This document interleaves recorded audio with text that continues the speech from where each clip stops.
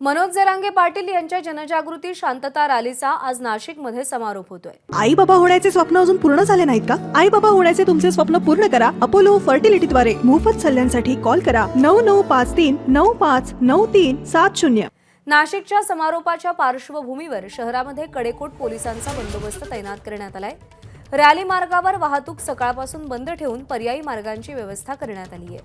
तसंच मनोज जरांगेंच्या शांतता रॅलीमुळे नाशिक शहरातल्या शाळांना आज सुट्टी जाहीर करण्यात आली आहे। दरम्यान भुजबळांनी केलेल्या टीकेला जरांगे काय प्रत्युत्तर देणार याकडेही लक्ष लागलंय। पश्चिम महाराष्ट्रातून सुरू झालेली मनोज जरांगे यांची जनजागृती शांतता रॅली नाशिकमध्ये संपतीये। नाशिक हा छगन भुजबळ यांचा बालेकिल्ला आणि त्यांच्या बालेकिल्ल्यातच मनोज जरांगे आज शांतता रॅलीच्या निमित्तानं येत आहेत। गेल्या काही महिन्यांपासून या दोघांमध्ये वाकयुद्ध सुरू आहे आणि त्याचा काय परिणाम नाशिकच्या रॅलीमध्ये आपल्याला पाहायला मिळतो हे पाहावं लागेल। तर छगन भुजबळ यांनी नुकतीच मनोज जरांगेंवरती टीका केली होती, त्याला मनोज जरांगे काय उत्तर देतात हे पाहणंही तेवढंच महत्त्वाचं आहे। आज या शांतता रॅलीच्या निमित्तानं वाहतुकीमध्ये बदल करण्यात आलाय। ज्या मार्गावरून रॅली जाणार आहे ते मार्ग बंद करून पर्यायी मार्गाने वाहतूक वळवली जाते। तर मोठ्या संख्येने मराठा समाज नाशिकमध्ये एकवटणार असून त्या निमित्तानं आज शाळांना देखील सुट्टी जाहीर करण्यात आली आहे। मनोज जरांगेंच्या शांतता रॅलीचा पहिला टप्पा हा मराठवाड्यात होता, त्यानंतर दुसरा टप्पा हा पश्चिम महाराष्ट्रातून सुरू होऊन आता उत्तर महाराष्ट्रात संपतोय। आरक्षणाच्या मागणीसाठी मनोज जरांगे शांतता रॅली घेऊन जिल्ह्यांमध्ये फिरतायत। मुकुल कुलकर्णी आपले प्रतिनिधी आपल्या सोबत आहेत। तर मुकुल, आज मोठ्या संख्येने मराठा समाज नाशिकमध्ये एकवटणार आहे, काय तयारी करण्यात आली आहे, कसं वातावरण आहे?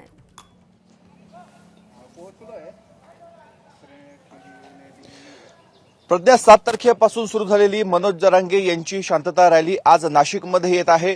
छगन भुजबळ ओबीसी नेते यांच्या बालेकिल्ल्यामध्ये म्हणजे यांच्या जिल्ह्यामध्ये ह्या रॅलीची सांगता होणार आहे आणि त्या पार्श्वभूमीवर छगन भुजबळ यांचं निवासस्थान असणाऱ्या भुजबळ फार्मला पोलिसांनी तगडा बंदोबस्त दिलेला आहे। काल दुपारपासूनच बंदोबस्तामध्ये वाढ करण्यात आलेली आहे। साधारणतः 2 अधिकारी आणि 20 अंमलदार अशा स्वरूपाची ही सुरक्षा आहे।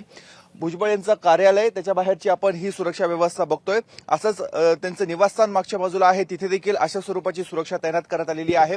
निवासस्थान आणि भुजबळ फार्मच्या बाजूने जाणाऱ्या 3-4 मार्गावर बॅरिकेडिंग करण्यात आलेलं आहे। आता सध्या नागरिकांना त्या बाजूने परवानगी देण्यात आलेली आहे, मात्र यानंतर या ठिकाणाहून जे कोणी नागरिक येतील त्यांची चौकशी केली जाणार आहे, विचारपूस केली जाणार आहे आणि त्यानंतरच त्यांना या बाजूला सोडण्यात येईल, कारण आजूबाजूला रहिवासी परिसर देखील आहे। एकूणच आज तपोवन पासून जरांगे यांची रॅलीला सुरुवात होणार आहे। तपोवन, पंचवटी कारंजा, रविवार कारंजा या मार्गाने जात सीबीएस जो चौक आहे, मुख्य चौक, त्या ठिकाणी सांगता होणार आहे आणि त्या ठिकाणी मनोज जरांगे हे भाषण करणार आहेत। नेमकं आज ते छगन भुजबळ यांच्याबाबत काय वक्तव्य करतात हे बघणं महत्वाचं आहे। 2 दिवसापूर्वी आपण बघितलं की सांगलीमध्ये ओबीसी मेळावा झालेला होता, त्यावेळेस देखील छगन भुजबळ यांनी जरांगे यांच्यावर टीका केलेली होती। त्या टीकेला कसं प्रत्युत्तर छगन भुजबळ यांच्याच नाशिक जिल्ह्यामध्ये येऊन मनोज जरांगे देतात हे बघणं महत्वाचं आहे। साधारणतः 2 ते 3 लाख मराठा समाज इथे एकत्र येतील अशा स्वरूपाची शक्यता मोठ्या संख्येनंच मराठा समाज एकत्र येणार असल्यामुळे पोलिसांचाही कडेकोट बंदोबस्त आहे। या सगळ्याला किनार आहे ती छगन भुजबळ आणि मनोज जरांगे यांच्यातल्या वाकयुद्धाची, त्यामुळे आजच्या रॅलीकडे विशेषतः सगळ्यांचं लक्ष असेल। मुकुल, अपडेट जाणून घेत राहू। सध्या धन्यवाद दिलेल्या माहितीसाठी। एबीपी माझा, उघडा डोळे बघा नीट।